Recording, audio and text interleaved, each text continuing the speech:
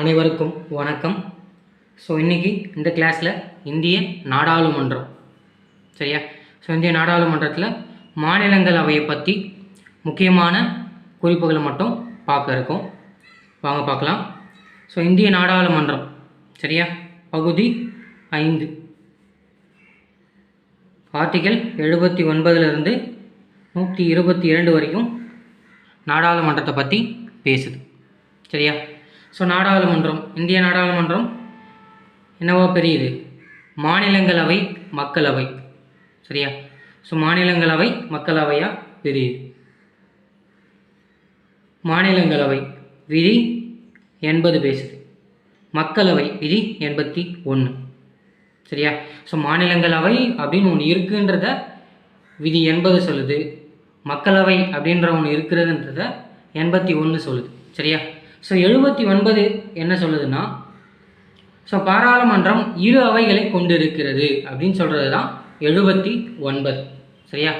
குடியரசுத் தலைவரும் அதில் ஓர் அங்கம். இந்திய நாடாளுமன்றத்தில் குடியரசுத் தலைவரும் ஓர் அங்கம் என்பதை குறிப்பிடக்கூடிய விதி எதுன்னு கேட்டாங்கன்னா அது 79 தான் சரியா. 79 இந்திய நாடாளுமன்றத்தில் 2 அவைகள் உள்ளது. 80 மாநிலங்களவை என்று ஒரு அவை இருக்கிறது. 81 மக்களவை என்ற ஒரு அவை இருக்கிறது அப்படின்னு சொல்லுது சரியா.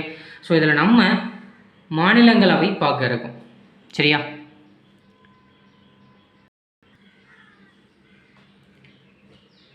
மாநிலங்களவை சரியா. மாநிலங்களவை அப்படின்றது முதல்ல கவுன்சில் ஆஃப் ஸ்டேட்ஸ் அப்படிங்கிற பெயரில் தான் இருந்தது சரியா. மாநிலங்களவை எப்போ உருவாக்குனாங்கன்னு பார்த்தோம்னா ஏப்ரல் 13, 1952 மாநிலங்களவையை உருவாக்குறாங்க சரியா. எப்போ? ஏப்ரல் 3, 1952 சரியா. தேதியும் ரொம்ப ரொம்ப முக்கியங்க, ப்ரீவியஸ் இயரில் கேட்கப்பட்டிருக்கு. மாநிலங்களவை உருவாக்கப்பட்டது ஏப்ரல் 3, 1952. மக்களவை எப்போ உருவாக்குனாங்க? ஏப்ரல் 17 சரியா. மாநிலங்களவைக்கு அப்புறம் தான் மக்களவையே உருவாக்கப்படுது சரியா. ஆனால் முதல் கூட்டம் எப்போ நடந்ததுன்னு கேட்டால் மே 13 தான். மக்களவை மாநிலங்களவை இரண்டுமே முதல் கூட்டம் கூட்டினது மே 13 தான், 1952. ஆனால் இரண்டுமே உருவாக்கப்பட்டதில் மாற்றங்கள் இருக்குது. மாநிலங்களவை ஏப்ரல் 3, மக்களவை ஏப்ரல் 17. நம்ம மக்களவை பார்க்கும்போது அதை பார்க்கலாம் சரியா. மாநிலங்களவை முதல் கூட்டம் கேட்டால் ஏப்ரல் 3, 1952. முதல் கூட்டம் எப்போ நடந்துச்சுன்னா மே 13, 1952. மாநிலங்களவை முதல்ல கவுன்சில் ஆஃப் த ஸ்டேட்ஸ் அப்படின்னு தான் அழைக்கப்பட்டிருக்கு சரியா. கவுன்சில்னால் என்ன? அவைன்னு அர்த்தம் இல்லையா. மாநிலங்களுடைய அவை அதுதான் கவுன்சில் ஆஃப் ஸ்டேட் என்ற பெயரில் இருந்தது.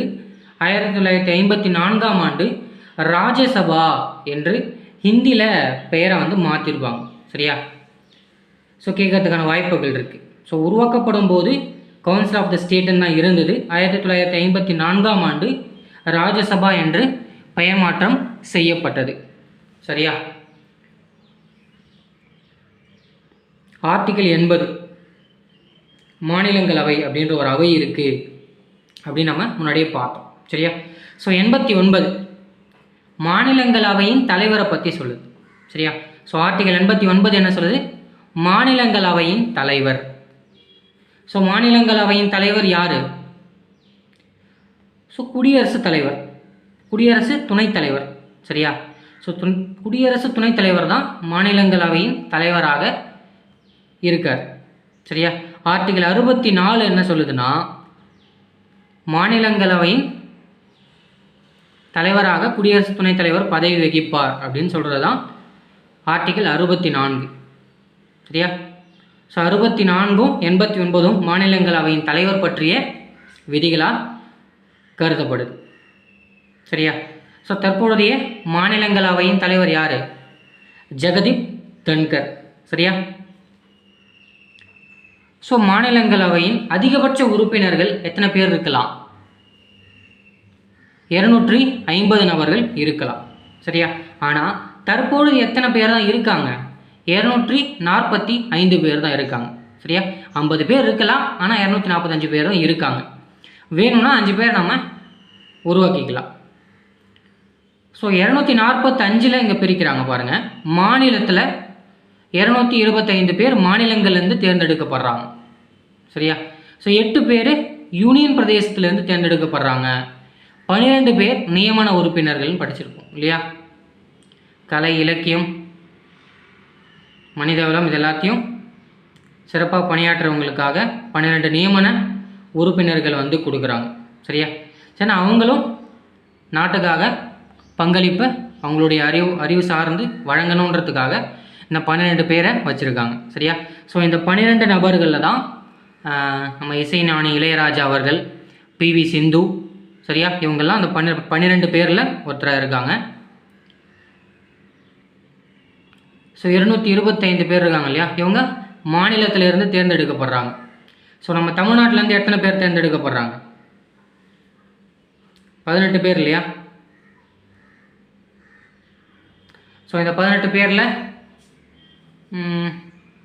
அன்புமணி ராமதாஸ் அவர்கள், முன்னாள் மத்திய நிதியமைச்சர் ப. சிதம்பரம், மதிமுகவுடைய தலைவர் வைகோ, சரியா, இவங்க எல்லாமே மாநிலங்களவை எம்பியாக தான் இருக்காங்க.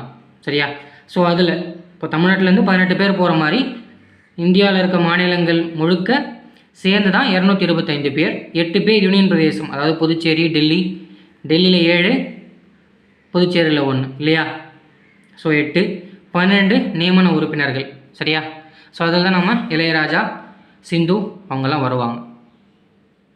ஸோ அதிகபட்ச உறுப்பினர்கள் 250, தற்போது 245. ஸோ மாநிலத்திலேருந்து எத்தனை பேர் அப்படின்னு கேட்கறதுக்கான வாய்ப்புகள் அதிகமாக இருக்குது. ஸோ அதனால் இதை மென்ஷன் பண்ணுறேன், 225 பேர். சரியா? ஸோ மாநிலங்களவை வந்து ஒரு நிரந்தரமான அவை. சரியா? ஸோ அது வந்து கலைக்கப்படக்கூடியவை அல்ல. சரியா? ஸோ மாநிலங்களவைன்றது வந்து ஒரு நிரந்தரமான அவை. அதோடைய பதவி காலம் என்ன? 6 வருடம். சரியா? ஸோ 5 வருஷம் எல்லாத்துக்கும் இருக்கும், ஆனால் மாநிலங்களவை வந்து 6 வருஷம். சரியா? ஸோ பதவி 30 வயசு ஆகிருக்கணும். சரியா? மாநிலங்களவை எம்பி ஆகணும்னா எத்தனை வயசு ஆகிருக்கணும்? 30 வயசு ஆகிருக்கணும். சரியா? ஸோ பதவி காலம் வந்து 6 ஆண்டுகள். சரியா? ஸோ 3ல் 1 பங்கு உறுப்பினர்கள் வந்து 2 ஆண்டுகளுக்கு ஒரு முறை வந்து வெளியேறுவாங்க. சரியா? ஸோ இது முக்கியமானதுங்க. 3ல் 1 பங்கு உறுப்பினர்கள் வந்து 2 வருஷத்துக்கு ஒரு முறை வெளியே வருவாங்க. சரியா? ஸோ அவங்களுக்கான தேர்தல் முறை வந்து எப்படி இருக்குன்னா, so MLA seats divided by MP, vacancies எவ்வளோ இருக்குது, +1 ஹோல் +1. சரியா? ஸோ இது குழப்பமாக இருக்குல்ல? சரி பார்ப்போம். ஸோ இப்போ தமிழகத்தை பொறுத்த வரைக்கும் 234 சீட் இருக்கா, எம்எல்ஏ சீட் இல்லையா? ஸோ இப்போ நமக்கு வேக்கன்ஸ் ஒரு 2 வேக்கண்ட் வருதுன்னு வச்சுக்கோங்க. ஸோ 2 + 1 + 1. சரியா? ஸோ 236, 2 + 1 3, இங்கே 1 இருக்கட்டும். 1 3s are 3, 7 3s are 21. 134 பாருங்கள். 7 3s are 21, இங்கே 2, 8 3s are 24 +1. ஸோ 79 வருதா? ஸோ இப்போது இந்த ஒரு எம்பிக்கு 79 எம்எல்ஏ வந்து ஓட்டு போடணும், அந்த மாதிரி. ஸோ இப்போ வேக்கன்சி அதிகமாக இருக்குன்னா 234, இப்போ ஒரு 5 வேக்கன்சி இருக்குதுன்னு வச்சுக்கோங்களேன். So 234 divided by 6 + 1, 1 6 are 6, 3 6 are 18, 4 6 are 24, 3 6 are 18, இங்கே 2 ஒரு 5 வருதா? 9 6 are 54. ஸோ 39 + 1 40. ஸோ அப்போ ஒரு எம்பிக்கு 40 எம்எல்ஏ ஓட் பண்ணணும். சரியா? ஸோ இந்த மாதிரி தான் நம்ம மாநிலங்களவைக்கு எலெக்ஷன் வந்து நடக்குது. சரியா? ஸோ நம்ம எம்எல்ஏவை வச்சு தான் எம்பியை வந்து தேர்ந்தெடுக்கிறோம் மாநிலங்களவையை பொறுத்த வரைக்கும். சரியா? சரி, மாநிலங்களுக்குரிய அவை தானே. ஸோ மாநில எம்எல்ஏக்கள் தான் அதை வந்து உருவாக்கி அனுப்புகிறாங்க. சரியா? ஸோ இதுதான். ஸோ இது குழப்பமாக இருக்குன்றதுக்காக நம்ம தமிழ்நாட்டுடைய அளவை வச்சு இதை நான் எக்ஸ்பிளைன் பண்ணியிருக்கேன். சரியா? ஸோ அடுத்து போகலாமா? ஸோ மாநிலங்களவையில் ரொம்ப முக்கியத்துவம் பெறக்கூடிய ஆர்டிகல்ஸ் பார்க்கலாம். So article 249. சரியா? இது 2024 குரூப் 4 கொஸ்டினும் கூட. சரியா? ஸோ மாநிலங்களவை பெரும்பான்மை மூலம் மாநில பட்டியலில் உள்ள ஒரு துறையை மத்திய பட்டியலுக்கு மாற்றலாம். சரியா? ஸோ மாநிலங்களவையில் பெரும்பான்மையை வச்சுக்கிட்டு மாநில பட்டியலில் இருக்கக்கூடிய ஒரு துறையை மத்திய பட்டியலுக்கு மாற்றலாம் அப்படிங்கிற ஆர்டிக்கல் எது? 249. சரியா? ஸோ அடுத்து ஆர்டிக்கல் 312. ஸோ ஐஏஎஸ் ஐபிஎஸ் போன்ற பதவிகளை உருவாக்கக்கூடிய அதிகாரம் வந்து மாநிலங்களவைக்கு தான் இருக்குது. சரியா? அதுக்கு சொல்லக்கூடிய ஆர்டிக்கல் தான் 312. சரியா?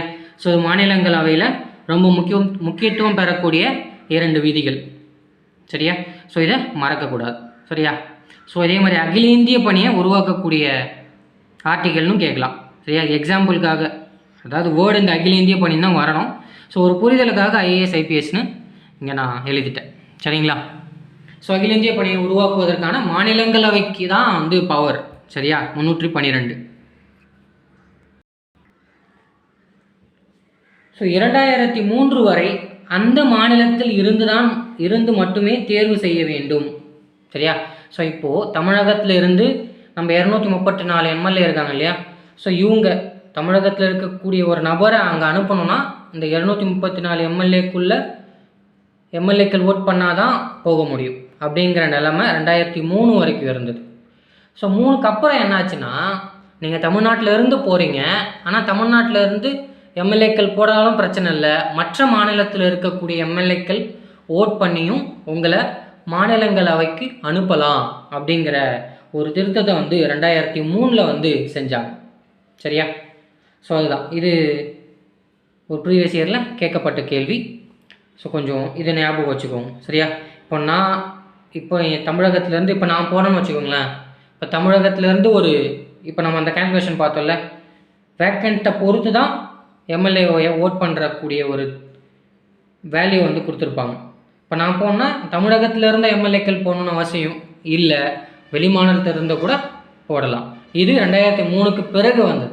2003க்குள்ளே இருந்ததுன்னா தமிழகத்தில் இருந்து போகணுன்னா தமிழகத்து எம்எல்ஏக்கள் மட்டும்தான் கொண்டு போக முடியும் அப்படிங்கிற ஒரு விதி தான் பின்பற்றப்பட்டிருக்கு. இது 2003க்கு பிறகு மாற்றப்பட்டிருக்கு. சரியா? ஸோ அடுத்தது பண மசோதாவை தவிர்த்து மற்ற எல்லாவற்றிலும் மக்களவைக்கு இணையான அதிகாரத்தை மாநிலங்களவை பெறுகிறது. சரியா? ஸோ மாநிலங்களவை வந்து ரொம்ப முக்கியமான அவை தான். பண மசோதாவை தவிர்த்து மற்ற எல்லாத்துலேயுமே மாநிலங்களவை வந்து ஒரு பவர்ஃபுல்லான ரோலை வந்து ப்ளே பண்ணுது. சரியா? ஸோ பணத்துக்காக மட்டும் அது அதிகாரம் வந்து மாநிலங்களவைக்கு குறைவாகத்தான் இருக்குது. சரியா? ஸோ அடுத்து துணை குடியரசுத் தலைவர் மாநிலங்களவையின் தலைவராக இருப்பார். முன்னாடியே பார்த்தோம் இல்லையா? ஆர்டிகல் 89 மாநிலங்களவையின் தலைவரை பற்றி பேசுது. ஆர்டிகல் 64 துணை குடியரசுத் தலைவர் தான் மாநிலங்களவை தலைவராக இருப்பார்னு படித்தோம் இல்லையா?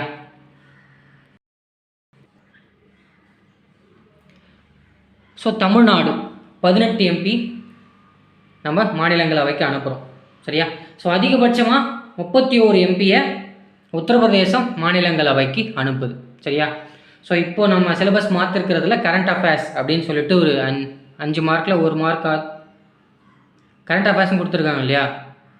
ஸோ 15 மார்க்கில் 1 மார்க் ஆச்சு கரண்ட் அஃபேர்லேருந்து கேட்டுருவாங்க இல்லையா?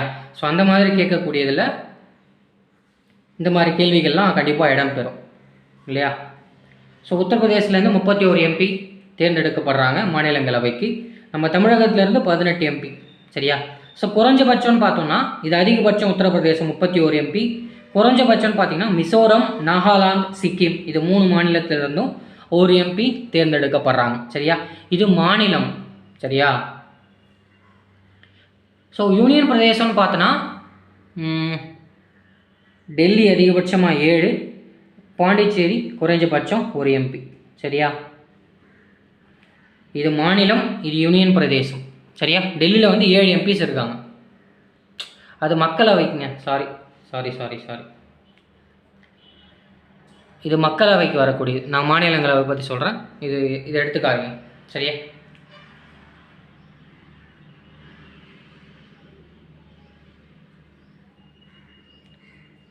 அடுத்து மாநிலங்களவை ஓர் நிரந்தரமான அவை. இது நம்ம முன்னாடியே பார்த்தது தான் இல்லையா.